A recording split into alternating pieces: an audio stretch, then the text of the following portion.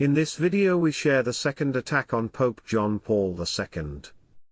The second attack on John Paul II even takes place in Fatima, but the chronicles do not mention it. Yet, the Pontiff is wounded. The question is why he was kept silent. Pope John Paul II suffered a first attack in St. Peter's Square in Rome on May 13, 1981, but most do not know that he suffered a second one. Pope John Paul II suffered a first attack in St. Peter's Square in Rome on May 13, 1981. Everyone still has the dramatic images that portrayed him in pain and slumped in the white Popemobile. But most do not know that he suffered a second attack, not reported, or almost, in the news, and that occurred exactly 1 year after the first, in Fatima, Portugal. Exactly 12 months after that tragic May 13, 1981, in which Karol Wojtyla was wounded by gunshots, fired by a Turkish extremist, Mehmet Ali Agca, who was immediately arrested, while the Pope was rushed to Gemelli hospital. The doctors now gave him up for dead, and instead he was miraculously saved. As soon as he regained consciousness, he claimed that one hand had pulled the trigger and another had prevented the bullets from killing him. He immediately thought of a miracle of Our Lady of Fatima, that is celebrated on the 13th of May.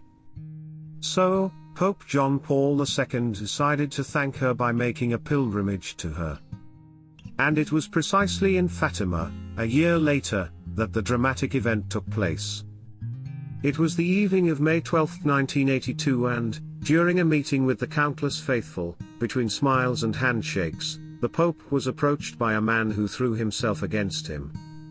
It was a traditionalist priest, who stabbed the Pope with a knife blade defined as long as a bayonet, shouting the phrase "Down with the Pope, down with Vatican II." The perpetrator of the attack was a priest belonging to the movement against the Second Vatican Council. Security managed to intercept him, and it seemed to have prevented him from making any irrational actions, so it seemed at that moment. But things had turned out differently. In fact, only many years later, in 2008, Father Stanislav Jewish, the historical and faithful secretary of Pope John Paul II, admitted that in that sad circumstance, the Holy Father had been wounded. Why was he silenced? When the secretary Father Stanislav Jewish realized what had really happened to the Pontiff, he wanted to call the doctor urgently. But Pope John Paul II prevented him with these words, "Nothing happened to me, I'm fine, I'm fine." But nevertheless the secretary pressed on. "We need to call the doctor urgently. We have to postpone all the celebrations." Again John Paul II, "No, let's not postpone anything. And about the fact that there was bloodshed here today, no one can know until after my death." It was therefore his explicit will, perhaps in order not to foment further divisions in the Church and not to arouse concern among the faithful who loved him so much. Once again, he sacrificed himself for a greater good, with a gesture that only a holy soul like his could do.